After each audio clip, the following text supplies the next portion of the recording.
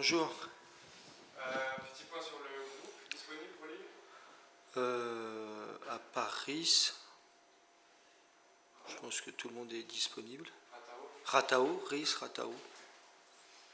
Et donc Tsingaras est disponible. Bah oui, il a repris l'entraînement avec nous, c'est plutôt de bonne facture, donc je pense qu'il pourra être sélectionnable. On verra demain, parce elle va plutôt bien, mais dans les entraînements, il n'y a pas trop de choc, il n'y a pas trop de... Donc on fera le point avec le médical. Cette semaine d'entraînement, justement, comment elle s'est déroulée après cette première victoire? C'est plus facile de travailler Bon, on travaille plutôt bien, mais je pense que ça amène de la confiance et de la sérénité au groupe. C'est une semaine particulière, parce qu'on a joué dimanche, on joue samedi, donc elle est un peu plus courte. Donc on a eu un peu moins de temps, mais suffisamment pour préparer le match. Pour revenir un peu sur le match de Reims, justement, là, une des grosses satisfactions, c'est le fait de ne pas encaisser de but. Aussi, vous pouvez vous appuyer sur une défense qui est quand même assez solide. Oui, c'était le point fort de ce match-là, de retrouver une cage vierge. Et puis surtout un état d'esprit, on a vu la volonté de toute l'équipe de bien défendre. On savait que les 3 points étaient très importants et tout le monde a su batailler et être très rigoureux. Un mot sur cette équipe de Lille. On avait déjà parlé d'équipes qui sont dans votre championnat et d'autres qui sont un peu au-dessus. Ça fait partie de ces équipes qui sont vraiment au-dessus en termes de qualité, le Ils jouaient la Champions League l'année dernière quand même, et nous en Ligue 2, donc il y a quand même une différence. Et puis c'est une équipe depuis le début qui montre de belles choses aussi, qui joue avec une grande intensité. Donc c'est vrai que ce sont des adversaires qui sont sur le papier au-dessus de nous, et c'est des challenges qu'on aime bien. Sur quoi il va falloir être vigilant justement à Lille? Quelles sont Bah, leurs grosses qualités? ils sont, je trouve, complets, donc il faudra être vigilant dans tous les domaines, bien sûr défensif. Ils jouent avec une grosse intensité, donc il va falloir être de rythme, de pouvoir jouer sous pression constamment. Donc une des clés du match pour nous, ça va être capable de jouer en étant sous pression tout au long du match. Il y a cette première trêve qui arrive après Lille. Est-ce que il y avait un objectif chiffré avant d'arriver Non. ici? Et quel bilan déjà vous tirez Bah, avant on attendra déjà le match de Lille, parce qu'on n'est pas encore en date FIFA, et il n'y avait pas d'objectif de points, sauf celui de prendre un maximum. Donc je sais bien que toutes les semaines il faut faire un bilan, mais en général les bilans on les fait à la fin de l'année. Mais bon, ça me paraît un peu tôt pour faire un bilan. Mais on verra déjà avec plusieurs matchs où on se situe dans le championnat, mais on voit très bien où est-ce qu'on va se situer cette saison, ce qui était prévu. Sans parler de bilan, vous êtes satisfait quand même de ce début de saison? On est toujours mi-figue, mi-raisin, hein. Je pense qu'il y a des choses qui auraient pu être mieux. On affiche quand même une certaine constance, mais on voit bien qu'il y a des équipes qui sont notamment européennes qui sont dures à jouer. Et nous, on est une équipe aussi en apprentissage. Donc on joue notre chance à fond, mais on voit bien que les joueurs, certains, commencent à progresser de match en match. C'est quoi justement le plus gros axe de travail après ces 7 premiers matchs que vous avez vus de votre équipe? Bon, il n'y en a pas qu'un, on doit s'améliorer dans tous les domaines, hein. Et souvent, quand on n'en voit qu'un, il est défaillant et il faut s'attaquer à un autre. Donc nous, l'objectif, c'est d'être une équipe la plus complète possible. On va retrouver Bafodé Diakité en face. Hmm. Ça vous donne le sourire déjà? Ouais, c'est un garçon très attachant. C'est un de nos leaders de vestiaire, un bon joueur, un pitchoun. On a beaucoup d'affection pour lui, donc on va être content de le revoir, même si on sait qu'il va être prêt à nous faire des misères. Et justement, son début de saison à Lille est assez incroyable. Depuis qu'il est rentré contre Nantes, il a enchaîné 5 titularisations à Ouais. droite ou en défense centrale. Ça vous surprend ou pas du tout? Non, il a les qualités pour, et je pense qu'aussi il avait besoin d'un nouveau challenge. Et ce challenge-là lui convient. Puis il est tellement polyvalent que je ne suis pas surpris que l'entraîneur puisse faire appel à lui à chaque fois. Bonjour coach. Bonjour. Alors justement, paradoxalement, Lille est devant vous au classement, mais a du mal à domicile. Est-ce que ça peut jouer aussi en votre faveur, ce manque de réussite à Pierre-Mauroy? La vérité d'un jour n'est pas celle du lendemain, donc j'espère qu'ils ne retrouveront pas leur grande efficacité à domicile. Ils ont eu des matchs difficiles aussi à domicile. Non, nous on sait que c'est une équipe dure à jouer, qui joue bien. Donc forcément pour nous ça sera difficile, mais c'est notre lot toutes les semaines. Un mot sur l'attaque. Vous étiez une équipe très offensive la saison dernière, mais en attaque, là, évidemment, c'est plus compliqué. Comment vous situez ça? C'est les défenses qui sont forcément un peu plus difficiles à manœuvrer. Est-ce que c'est aussi chez vous la nécessité de plus défendre aussi dans les matchs? Non, je pense que l'accent c'est sur la qualité des équipes adverses, sans manquer de respect à mes amis normands, parce que je suis normand, mais si vous jouez Quevilly et le PSG, j'ai l'impression qu'il y a une petite différence et que ça va être un petit peu plus difficile contre Marquinhos, même si les Quevilly défend bien. Donc il y a le niveau des équipes. Nous, mine de rien, sur samedi, on a quand même des nouveaux joueurs. Notre ligne d'attaque de l'année dernière, Ili, Ngoumou, Ratao sont pas là. On a des nouveaux qui ont beaucoup de qualité, qui viennent d'arriver, où il y a besoin aussi de développer, on voit avec Birman qui vient d'arriver, développer des relations. Dire que la relation, par exemple, Mikel Ngoumou, c'est pas en début de saison dernière, elle était inexistante et en fin de saison, elle était optimale. Donc on a besoin aussi de ça avec nos nouveaux joueurs, de développer ça. Puis là, bien sûr, la qualité des équipes et des défenses en face, c'est autre chose. Il y a eu aussi les blessures devant. Vous avez perdu Raphaël Ratao, Rhys, Nathan aussi quand il était là, qui a été blessé. Ça, c'est difficile pour recréer aussi. Ouais, vraiment l'animation offensive, c'est ce qu'il y a de plus dur à obtenir. Et il nous a fallu de nombreux mois l'année dernière. Là, il faut recommencer. Et en plus, avec un niveau supérieur. Mais on a de la qualité. Puis on voit que on gagne 1-0 contre Reims. Ça a été dur, mais en expected goal, on pouvait espérer bien plus. Mais l'essentiel, c'est de se créer des occasions. Et je pense que les joueurs, petit à petit, vont progresser. Sur Thaïs, justement, pour rester un peu sur l'attaque, vous êtes satisfait de son intégration?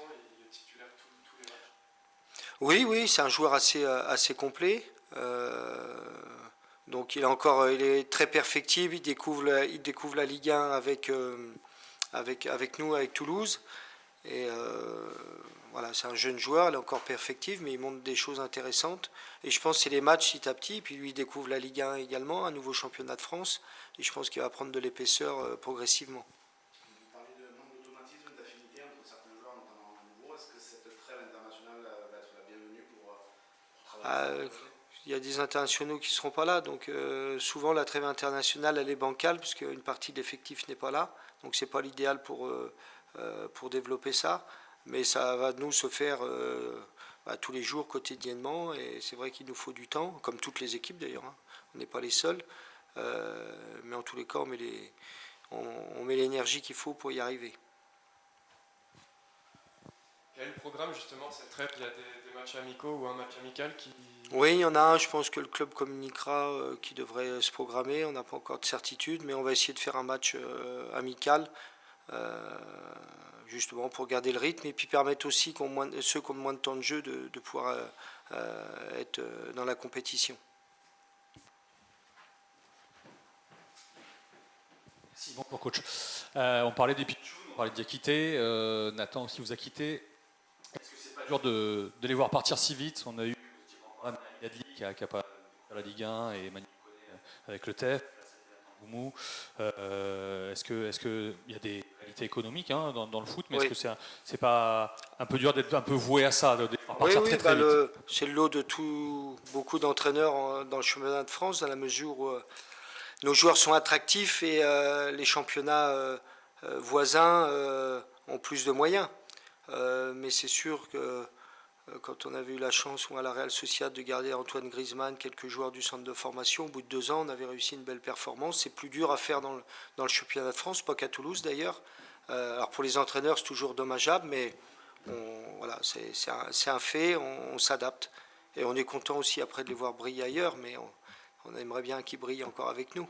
Mais c'est le lot des entraîneurs, je pense, en France. C'est une discussion avec le président, ça? Est-ce que vous faites l'avocat de ça? Est-ce qu'il y a une dégo avec le président? Bien sûr, non, mais l'entraîneur veut toujours garder les meilleurs joueurs, se renforcer, avoir des joueurs de très haut niveau, mais après, forcément, les moyens économiques sont différents en fonction des clubs et les entraîneurs doivent s'adapter. Et alors justement, sur cette formation toulousaine, J'ai cité des noms, mais il y en a d'autres qui arrivent. Enfin, Moussa Diarra qui est là, Shaibi aussi. Vous regardez derrière, c'est un point fort du club et ça vous rend optimiste. Oui, Même si ça met c'est- du temps un peu à éclore, évidemment. Ces joueurs. Ouais, non, mais si, il faut souligner